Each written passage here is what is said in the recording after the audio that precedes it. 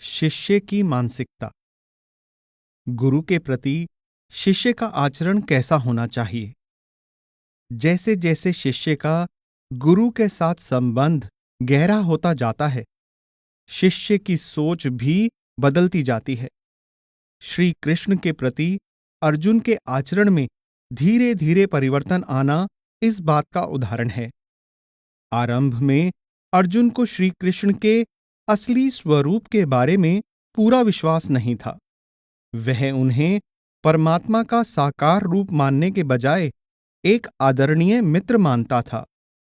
उचित समय आने पर श्री कृष्ण ने अर्जुन को दिव्य दृष्टि प्रदान की और उसे अपने तेजस्वी स्वरूप को देखने के योग्य बनाया। अध्यात्म मार्ग पर चलते हुए गुरु के अलौकिक नूरानी स्वरूप के दर्शन करना शिष्य के आध्यात्मिक जीवन में एक यादगार घटना है। इसलिए श्री कृष्ण के दिव्य स्वरूप का दर्शन करने के बाद ही अर्जुन को समझ में आया कि श्री कृष्ण के प्रति पहले उसका व्यवहार और सोच कितनी अपरिपक्व थी। उसने बहुत नम्रतापूर्वक श्री कृष्ण से इन शब्दों में क्षमा याचना की। हे भगवान, आपको केवल अपना सखा समझकर, आपकी महानता से अनजान रहकर मैंने अपना अधिकार समझकर जो भी शब्द कहे हैं, जैसे कि आपको हे कृष्ण, हे सखा कहकर पुकारा है, या तो अपनी नासमझी के कारण या शायद प्रेमवश हंसी मजाक में खेलते हुए, विश्राम करते हुए, बैठे हुए या भोजन करते समय, अकेले में अथवा दूसरों के सामने मेरे द्वारा आपका जो अनादर हुआ है, इस सारी भूल चूक के लिए हे अगम्य प्रभु, मैं आपसे क्षमा याचना करता हूं। आप इस चल और अचल जगत के पिता हैं। आप इस सृष्टि में वंदनीय हैं और इसके आदरणीय गुरु हैं। त्रिलोक में आपके समान कोई नहीं है। आपसे महान कोई कैसे हो सकता है? आपकी महानता अतुलनीय है। इसलिए हे पूजनीय स्वामी, मैं आपको नमन करता हूं। आपको दंडवत प्रणाम करते हुए आपसे क्षमा याचना करता हूं। हे भगवान, जैसे एक पिता अपने पुत्र के या एक सच्चा मित्र अपने मित्र के या फिर प्रेमी अपनी प्रिया के अपराध को क्षमा करता है, वैसे ही आप भी मेरे अपराधों को क्षमा कीजिए। एक योग्य शिष्य को क्या करना चाहिए? शिष्य गुरु को चाहे किसी भी नजर से देखे, महत्व इस बात का है कि उसकी भावना उसके व्यवहार में किस प्रकार झलकती है।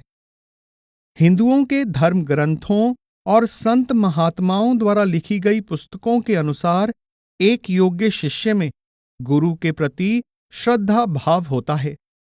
बिना कोई प्रश्न किए वह गुरु की आज्ञा का पालन करता है और जिस प्रकार भी संभव हो गुरु की सेवा करता है। गुरु की संगति उसे इतनी प्रिय होती है कि डांट फटकार सुनकर भी वह ना तो कभी बुरा मानता है और ना ही उन्हें कभी छोड़ता है। वह गुरु के सत्संग सुनता रहता है और जितनी बार संभव हो उनका दर्शन करता है। सबसे महत्वपूर्ण बात यह है कि एक योग्य शिष्य गुरु द्वारा समझाई युक्ति के अनुसार नियम पूर्वक बिना नागा आध्यात्मिक साधना करता है। यह सब करके शिष्य अपने हृदय को निर्मल करने का स्वयं प्रयास करता है और अपने गुरु का कार्य आसान कर देता है। गुरु के प्रति भक्ति भाव। गुरु के प्रति उचित भक्ति भाव को विकसित करना निश्चय ही एक आंतरिक और मानसिक प्रक्रिया है। जैसे जैसे शिष्य समझने लगता है कि गुरु कौन है और वह उसके लिए क्या कर रहे हैं, वैसे वैसे गुरु के प्रति उसका भक्ति भाव स्वाभाविक रूप से गहरा होता जाता है। हालांकि हिंदू धर्म में यह भी माना जाता है कि इस भक्ति भाव को अपने आचरण और व्यवहार द्वारा भी प्रकट करना चाहिए। शिष्य के लिए सही आचरण के ये नियम वैदिक युग में ही स्पष्ट रूप से निर्धारित कर दिए गए थे। लगभग 200 वर्ष ईसा पूर्व जब मनु ने मनुस्मृति में वैदिक काल के लिए नैतिक नियम बनाए, तब उन्होंने स्पष्ट कर दिया था कि गुरु के प्रति अपना भक्ति भाव किन तरीकों से प्रकट करना चाहिए।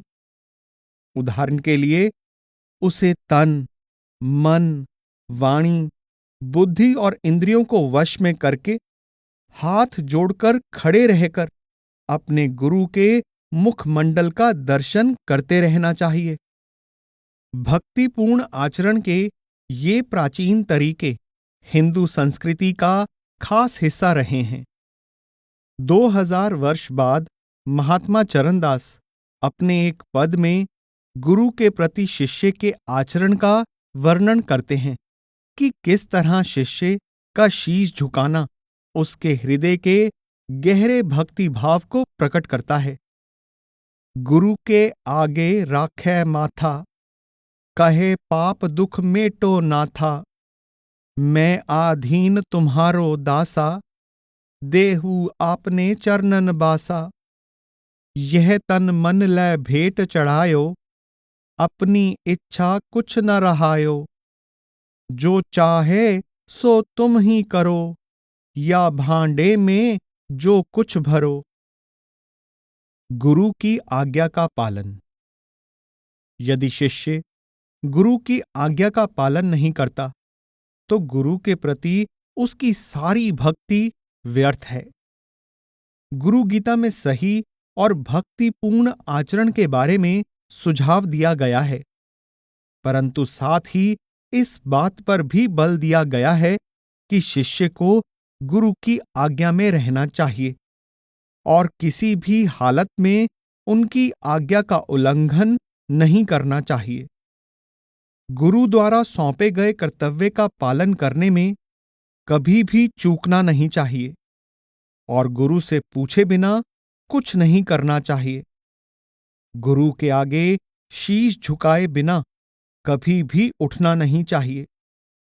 शिष्य को गुरु के सामने ना तो कभी झूठ बोलना चाहिए और ना ही रुखाई से बोलना चाहिए। उसे ना तो अहंकार पूर्वक बोलना चाहिए और ना ही अधिक बोलना चाहिए।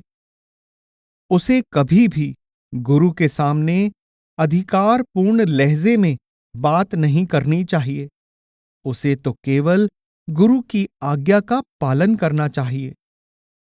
संत लल्लेश्वरी कहती हैं, जो अपने गुरु के उपदेश का पालन करता है वह परमात्मा में समा जाता है। वह आगे कहती हैं, जिसे अपने गुरु के उपदेश पर पूरा भरोसा है, वह ज्ञान की लगाम से अपने चित्त रूपी घोड़े को काबू कर लेता है, अपनी इंद्रियों को पूरी तरह वश में रखता है और परमानंद की अवस्था में रहता है। वह ना तो मरता है ना ही मारा जाता है। इसी प्रकार गुरु रविदास जी कहते हैं कि गुरु के मार्गदर्शन को समझदारी और सावधानी के साथ मानना ही अपने अंतर में रूहानी दौलत को पाने का एकमात्र तरीका है। दिल दरियाव हीरा लाल है, गुरमुख समझ परै, मर्जी वाकी सैन विचारै, तो हीरा हाथ परै।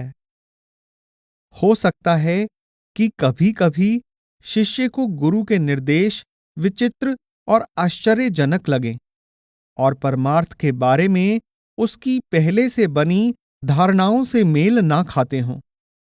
फिर भी शिष्य को कोई प्रश्न किए बिना गुरु की आज्ञा का पालन करना चाहिए। सहजोबाई तो यहां तक कहती हैं कि गुरु की आज्ञा मानने से भले ही हानि होती दिखे तो भी चिंता मत करो, केवल गुरु की आज्ञा में रहो। गुरु की आज्ञा दृढ़ कर गहिए, गुरु की आज्ञा ही में रहिए। गुरु आज्ञा बिन काज न कीजै, हानि होए तो होने दीजै। गुरु की आज्ञा मानने का अर्थ है आध्यात्मिक अभ्यास के बारे में दिए गए उनके निर्देशों का पालन करना और जो सेवा शिष्य को सौंपी जाए उसे करना। एक बार श्री कृष्ण अपने बचपन के मित्र सुदामा से मिले और दोनों अपने गुरु सांदीपनी के आश्रम में बिताए समय को याद करने लगे। श्री कृष्ण याद करने लगे कि किस प्रकार उन दोनों को सूखी लकड़ियां इकट्ठी करने के लिए भेजा गया और किस प्रकार सहज भाव से आज्ञा का पालन करने के कारण उन्हें गुरु की प्रसन्नता और प्रेम प्राप्त हुआ। एक बार हमारी गुरु माता ने हमें लकड़ियां लाने के लिए भेजा। घने जंगल में प्रवेश करने पर अचानक बेमौसम का तूफान आ गया। तेज हवा के साथ बादल गरजने लगे और बारिश होने लगी। सूर्यास्त होने पर जंगल में चारों ओर अंधकार छा गया और पानी भर जाने के कारण हमें ऊंची नीची जमीन का पता नहीं चल रहा था। तेज हवा और मूसलाधार बारिश से घिरे हुए हम पानी भर जाने के कारण अपना रास्ता भूल गए। हम दोनों ने एक दूसरे का हाथ पकड़ा और दुखी होकर जंगल में इधर उधर भटकने लगे। हमारे गुरु सांदीपनी हमें संकट में फंसा हुआ जानकर सूर्योदय होते ही हमारी खोज में निकल पड़े और हमें इस मुश्किल में देखा। गुरु सांदीपनी ने कहा, मेरे बच्चों, तुमने मेरे लिए कितना कष्ट उठाया है। प्रत्येक जीव को अपना शरीर सबसे अधिक प्यारा होता है। मेरे प्रति तुम्हारी इतनी श्रद्धा है कि तुमने अपने आराम की भी परवाह नहीं की। यही वास्तव में सच्चे शिष्य का कर्तव्य है कि आध्यात्मिक गुरु का ऋण चुकाने के लिए वह निर्मल हृदय से अपना धन और यहां तक कि अपना जीवन भी भेंट कर दे। तुम दोनों बालक उच्च कोटि के ब्राह्मण हो। मैं तुमसे संतुष्ट हूं। तुम्हारी सारी इच्छाएं पूर्ण हो और जो वैदिक मंत्र तुमने सीखे हैं उनका अर्थ तुम इस संसार में तथा परलोक में भी कभी ना भूलो। श्री कृष्ण आगे कहने लगे, अपने आध्यात्मिक गुरु के आश्रम में रहते हुए हमें ऐसे कई अनुभव हुए। केवल अपने गुरु की कृपा से ही मनुष्य अपने जीवन का उद्देश्य पूरा कर सकता है और परम शांति प्राप्त कर सकता है। हो सकता है गुरु हमेशा ऐसा स्नेह ना दिखाएं और ना ही ऐसी प्रशंसा करें। वास्तव में कई बार गुरु कठोर व्यवहार द्वारा शिष्य की परीक्षा भी लेते हैं, किंतु एक योग्य शिष्य को गुरु का द्वार कभी नहीं छोड़ना चाहिए, भले ही गुरु उसे डांटें फटकारें। एक बार जब विवेकानंद अपने गुरु श्री रामकृष्ण परमहंस के कमरे में गए तो गुरु ने उनकी ओर कोई ध्यान नहीं दिया। उनके आने पर एक भी शब्द नहीं कहा। एक सप्ताह के बाद वह फिर से आए, परंतु इस बार भी उन्हें वैसा ही रूखापन मिला। तीसरी और चौथी बार आने पर भी गुरु के कठोर रुख में कोई बदलाव नहीं दिखाई दिया। 1 महीने के बाद श्री रामकृष्ण ने अपने शिष्य से कहा, मैंने अभी तक तुमसे एक शब्द भी नहीं कहा और तुम फिर भी आते रहे। शिष्य ने उत्तर दिया, मैं दक्षिणेश्वर इसलिए आता हूं क्योंकि मैं आपसे प्रेम करता हूं और आपका दर्शन करना चाहता हूं। मैं यहां आपके शब्दों को सुनने नहीं आता हूं। यह सुनकर गुरु अत्यंत प्रसन्न हुए। शिष्य को गले लगाते हुए उन्होंने कहा, मैं केवल तुम्हारी परीक्षा ले रहा था।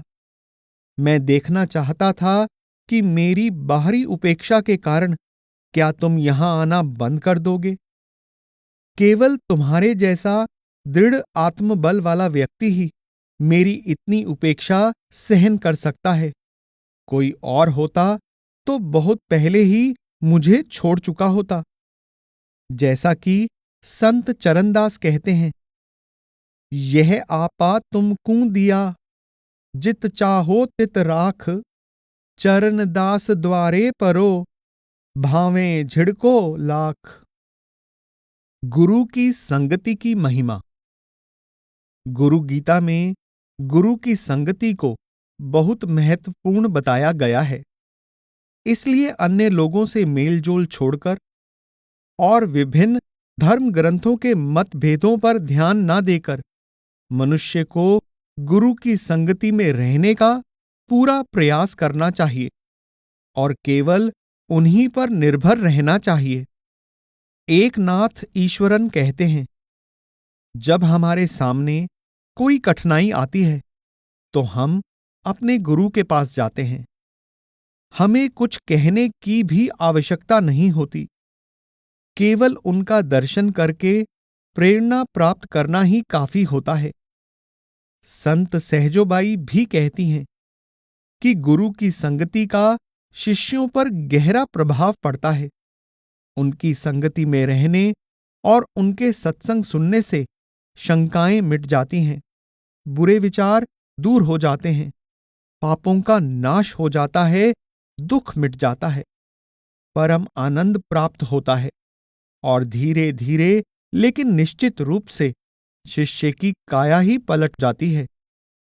सहजो संगत साध की, छूटै सकल बियाद, दुर्मति पाप रहे नहीं, लागे रंग अगाध।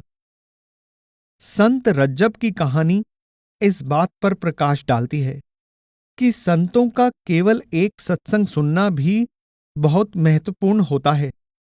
इसमें शिष्य का काया पलट करने की शक्ति होती है। संत रज्जब जब 16 वर्ष के थे तो उनके रिश्तेदारों के साथ उनकी बारात जा रही थी।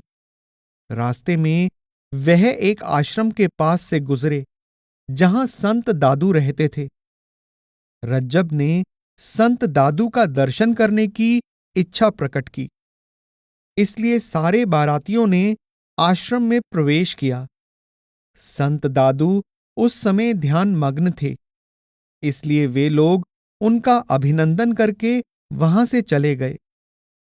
परंतु रज्जब संत दादू के वचन सुनने के लिए आतुर थे और उन्होंने फैसला किया कि वह इंतजार करेंगे।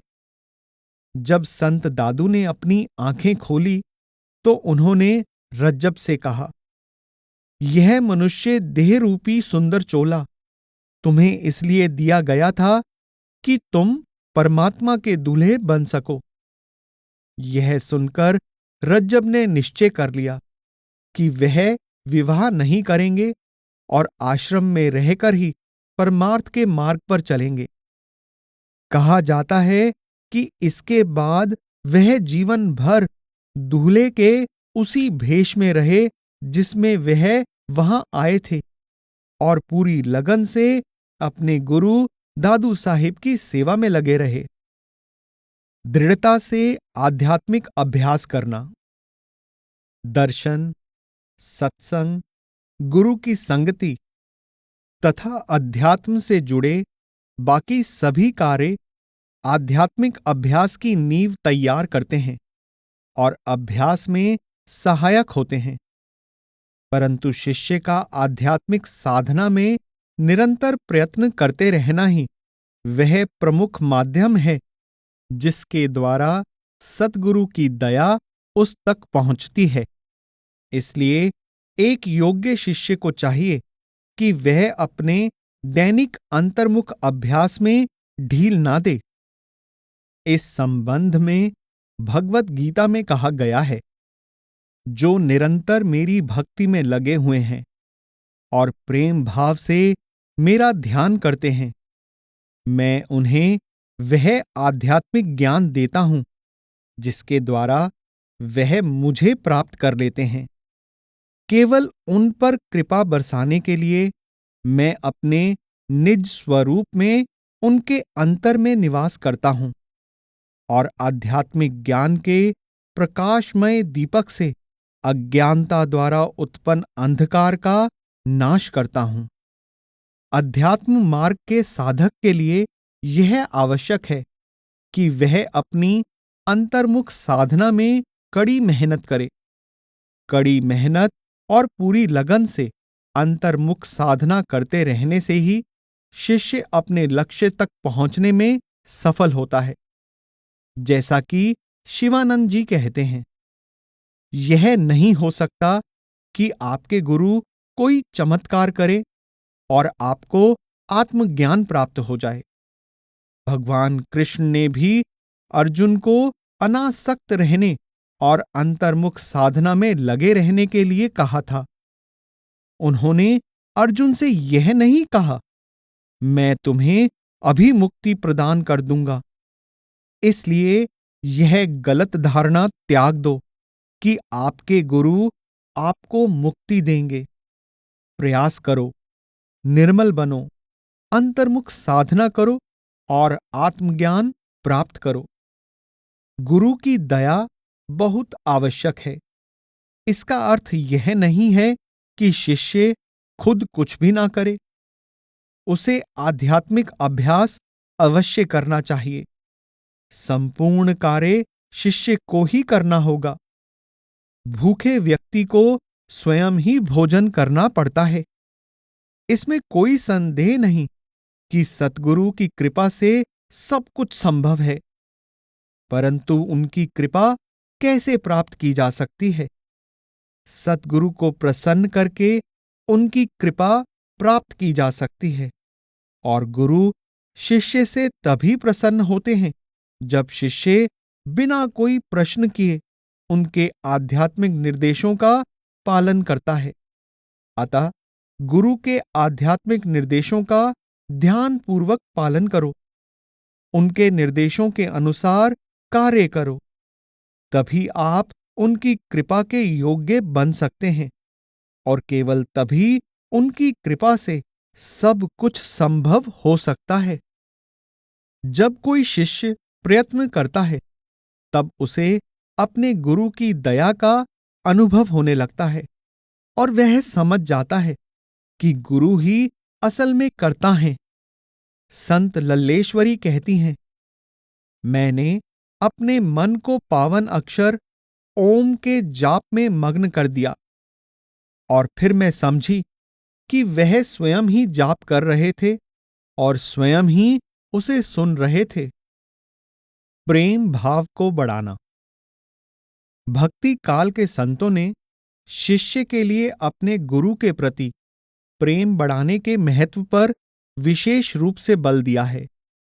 शिष्य जब गुरु के लिए पहले बताए गए कार्यों को पूरी लगन के साथ करता है, तब उसके अंदर प्रेम उत्पन्न होता है। सतगुरु के प्रति इस प्रेम का वर्णन करते हुए संत कबीर कहते हैं, लव लागी कल ना पड़ै, आप विसर्जन दे, अमृत पीवै आत्मा, गुरु से जुड़े स्नेह।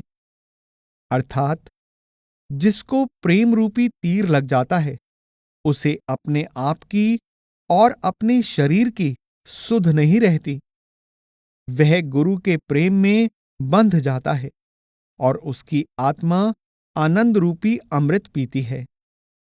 सबे रसायन मैं किया, हरीसा और न कोई, तिल एक घट में संचरै, तो सब तन कंचन होई। कबीर साहिब कहते हैं, मैं सब साधन आजमा चुका हूं, परंतु कोई भी साधन प्रभु प्रेम की बराबरी नहीं कर सकता। प्रेम की एक रत्ती भी अंदर समा जाए तो यह शरीर कंचन के समान हो जाता है। संत तुकाराम शिष्य को गुरु के प्रति ऐसा ही प्रेम जागृत करने की प्रेरणा देते हैं। यदि आप अपने गुरु से सच्चे हृदय से प्रेम करते हैं तो आपको सब कुछ प्राप्त हो गया है, वरना उनकी संगति से कोई लाभ नहीं होगा। जिस प्रकार पतंगा दीपक की लौ से प्रेम करता है और उसमें जलकर राख हो जाता है, प्रभु से इसी प्रकार प्रेम करना चाहिए। श्री कृष्ण के प्रति गोपियों का प्रेम बहुत प्रसिद्ध है। एक बार जब श्री कृष्ण को पता चला कि गोपियां उनके वियोग में तड़प रही हैं, तो उन्होंने उद्धव को अपना संदेशवाहक बनाकर गोपियों के पास भेजा। उद्धव ने जब गोपियों के प्रबल प्रेम और विरह के दुख को देखा तो उनकी आंखों से आंसू बह निकले। उन्होंने कहा, आप सभी गोपियां निस्संदेह ही पूरे विश्व में पूजनीय हैं, क्योंकि आपने अपना मन श्री कृष्ण को समर्पित कर दिया है।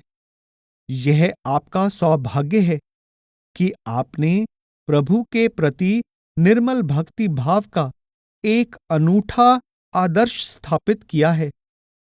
एक ऐसा आदर्श जिसे प्राप्त करना ऋषि मुनियों के लिए भी बहुत कठिन है।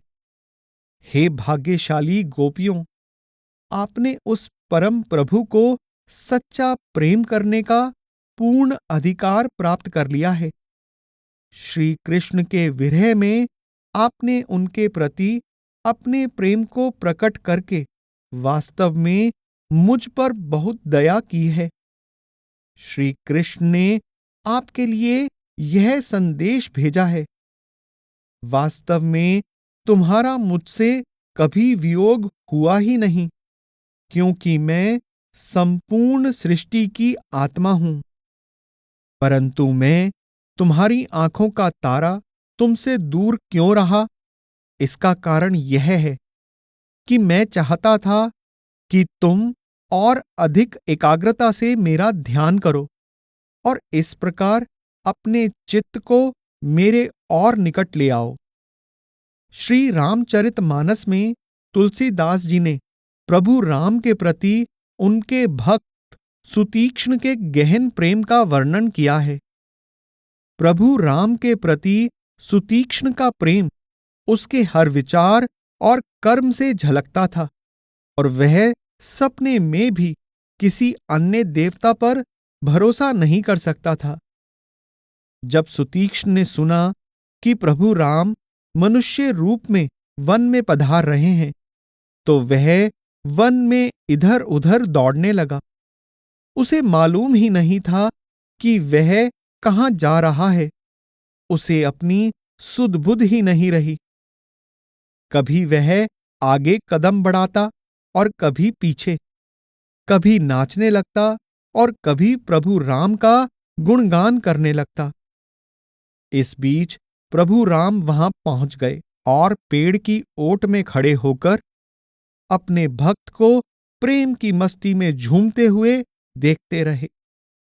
जब प्रभु राम ने अपने भक्त के हृदय में इस बढ़ते हुए प्रेम को देखा, तो उन्होंने उसके हृदय में अपनी छवि अंकित कर दी। जैसे ही सुतीक्ष्ण को प्रभु की छवि दिखी, वह वन में ध्यान के आसन में बैठ गया और अपने प्रियतम के दर्शन का आनंद लेने लगा। उसके रोंगटे खड़े हो गए और वह गहरी समाधि में चला गया। प्रभु राम ने उसका ध्यान बाहर खींचना चाहा, परंतु बहुत प्रयत्न करने के बाद ही सुतीक्ष्ण समाधि की अवस्था से बाहर आया और दौड़कर सीधे प्रभु राम के चरणों में गिर पड़ा। सुतीक्ष्ण के प्रियतम राम ने मंत्रमुग्ध सुतीक्ष्ण को उठाया और गले से लगा लिया। बाद में श्री राम ने सुतीक्ष्ण जैसे भक्तों का उदाहरण देते हुए कहा, मैं सदा ऐसे भक्तों के वश में रहता हूं। पूर्ण शिष्य। अहमदाबाद के बाहरी भाग में हनुमान जी का एक प्रसिद्ध मंदिर है। यहां भक्तजन हनुमान जी का आशीर्वाद लेने आते हैं। संकट के समय में हनुमान जी ने प्रभु राम की पत्नी सीता जी को राक्षस राज रावण से मुक्त कराने में सहायता की थी। इस मंदिर में कुछ भक्त सांसारिक इच्छाओं की पूर्ति के लिए आते हैं, परंतु कुछ भक्त यह जानते हुए कि हनुमान जी एक पूर्ण शिष्य थे, उनसे प्रार्थना करने आते हैं कि वे भी उनके जैसे राम भक्त बन सकें। प्रभु राम के चित्रों में एक ओर उनकी पत्नी सीता जी विराजमान होती हैं और दूसरी ओर उनके भाई लक्ष्मण। हनुमान जी को प्रभु राम के चरणों में बैठे हुए दिखाया जाता है। हनुमान जी को श्री राम के चरणों में बैठे हुए दिखाना इस बात की ओर संकेत करता है कि वह पूर्ण राम भक्त थे। शिष्य रूप में हनुमान जी में क्या अनूठी बात है। जोसेफ ऑल्टर ने भारत में कई भक्तों से यह प्रश्न पूछा और उन्हें यह उत्तर मिला। मैंने जिससे भी पूछा उसने तुरंत उत्तर दिया। हनुमान जी दो बातों के प्रतीक हैं, शक्ति और प्रेम पूर्ण भक्ति। उनके चरित्र के इन दो पहलुओं का निस्संदेह आपस में संबंध है। हनुमान जी की महान शक्ति उनकी भक्ति का परिणाम है। जितनी श्रेष्ठ उनकी भक्ति है, उतनी ही अधिक उनकी शक्ति है। जितनी श्रेष्ठ उनकी शक्ति है, उतनी ही उच्च कोटि की उनकी भक्ति है। हनुमान जी के चरित्र से हमें यह सीख मिलती है कि हम सभी के अंदर ऐसी असीम शक्ति है जिसका हम उपयोग नहीं करते। हनुमान जी वह शिष्य थे जिन्होंने अपने अंदर की सोई हुई असीम शक्ति को पहचान लिया। उन्होंने अपनी सारी ऊर्जा श्री राम की भक्ति में लगा दी और इस शाश्वत भक्ति ने उनके अंदर इतनी शक्ति जागृत कर दी कि वह समस्त शारीरिक थकान से मुक्त हो गए। हनुमान जी शिष्य के उस भक्ति भाव का आदर्श उदाहरण हैं, जो स्वामी और सेवक को परस्पर बांधता है। भारत के सभी मंदिरों में हनुमान जी की मूर्ति पर पूरी तरह सिंदूर लगा रहता है। भारतीय महिलाएं विवाहित होने के चिन्ह के रूप में अपनी मांग में सिंदूर भरती हैं। कहा जाता है कि एक बार हनुमान जी ने सीता माता को मांग में सिंदूर भरते हुए देखा, तो उन्होंने इसके महत्व के बारे में पूछा। सीता जी ने कहा, मैं श्री राम की लंबी आयु के लिए सिंदूर लगाती हूं।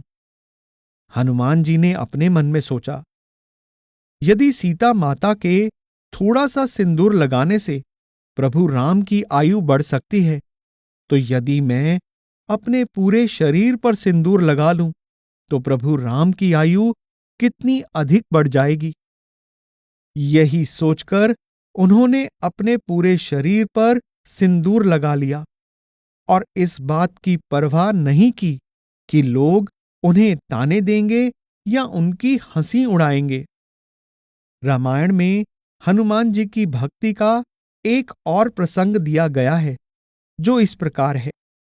एक बार सीता जी ने हनुमान जी को एक माला दी, जो श्री राम ने सीता जी को दी थी।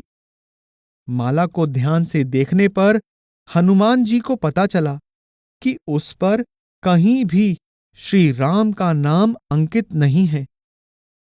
उन्होंने माला के टुकड़े कर दिए और उसे खा गए। ऐसा करने का कारण पूछे जाने पर उन्होंने स्पष्ट किया कि ऐसी कोई भी चीज उनके किसी काम की नहीं है जिस पर प्रभु राम का नाम ना लिखा हो। यह पूछे जाने पर कि फिर वह अपनी देह को क्यों नहीं त्याग देते, हनुमान जी ने अपनी छाती फाड़ कर दिखा दिया कि उनके हृदय में प्रभु राम और माता सीता विराजमान हैं। हनुमान जी की महानता श्री राम में पूरी तरह विलीन होने में है, अपने अहम भाव को पूरी तरह मिटाने में है। श्री रामचरितमानस में एक अन्य घटना का वर्णन है। जब हनुमान जी लंका में सीता जी की खोज करके वापस लौटते हैं और श्री राम के चरणों में गिर पड़ते हैं। श्री राम हनुमान के प्रति आभार प्रकट करते हुए कहते हैं, सुनु सुत तो ही उरन मैं नाही, देखेऊं करी विचार मन माही। अर्थात, हे पुत्र सुनो, मैं बहुत सोच विचार करके इस निष्कर्ष पर पहुंचा हूं कि मैं तुम्हारा ऋण कभी नहीं चुका सकता। इस समय देवताओं के रक्षक प्रभु राम बार बार हनुमान जी को देखते हैं।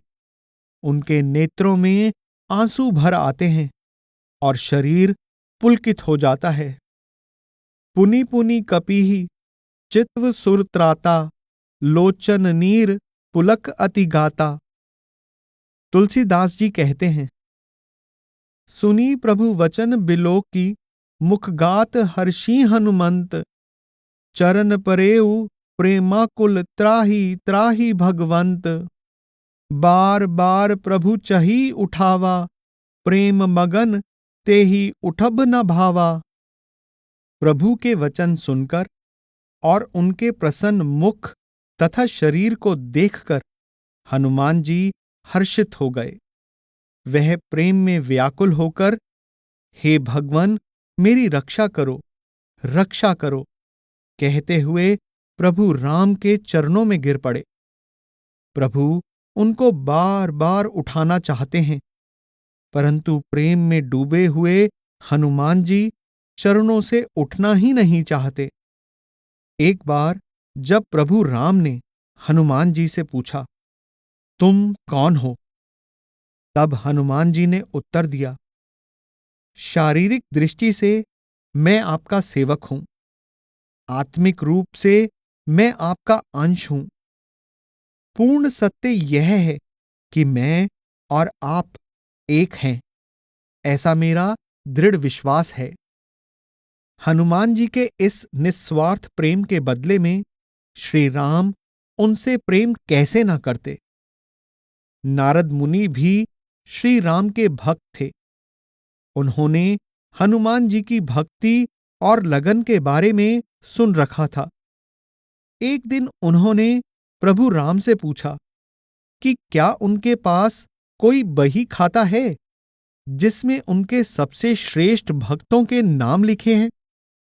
प्रभु राम ने उन्हें एक बड़ा सा बही खाता दिखाया। नारद मुनि यह देखकर बहुत प्रसन्न हुए कि सूची में उनका नाम पहले स्थान पर था। नारद मुनि ने पूरी सूची को ध्यान से देखा, परंतु हनुमान जी का नाम उसमें कहीं नहीं था। वह आश्चर्यचकित हो गए, परंतु मन ही मन वह प्रसन्न भी थे। नारद मुनि तुरंत हनुमान जी के पास पहुंचे ताकि उन्हें यह समाचार सुनाकर ताना दे सकें, परंतु हनुमान जी क्रोधित होने के बजाय मुस्कुराए और उन्होंने देवऋषि नारद से पूछा, क्या प्रभु राम ने उन्हें अपनी छोटी पुस्तिका दिखाई? नारद मुनि फिर से प्रभु राम के पास गए और जब श्री राम ने उन्हें वह पुस्तिका दिखाई तो उसमें पहले स्थान पर हनुमान जी का नाम था और नारद मुनि का नाम कहीं नहीं था।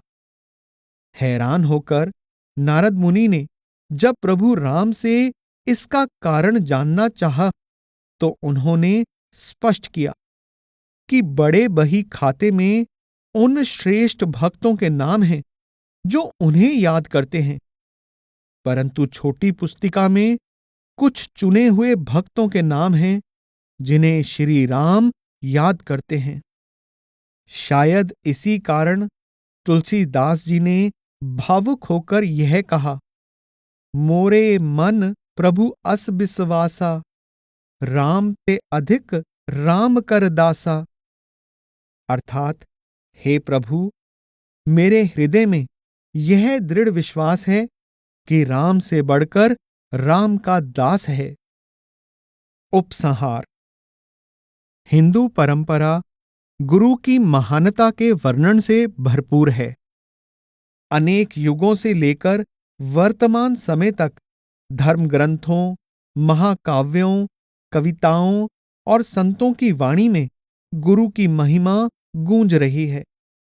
उनमें बार बार यही प्रश्न पूछा गया है कि गुरु अपने शिष्यों के लिए जो कुछ करते हैं और शिष्य गुरु के प्रति जो आभार अनुभव करते हैं, क्या इसका वर्णन शब्दों में किया जा सकता है?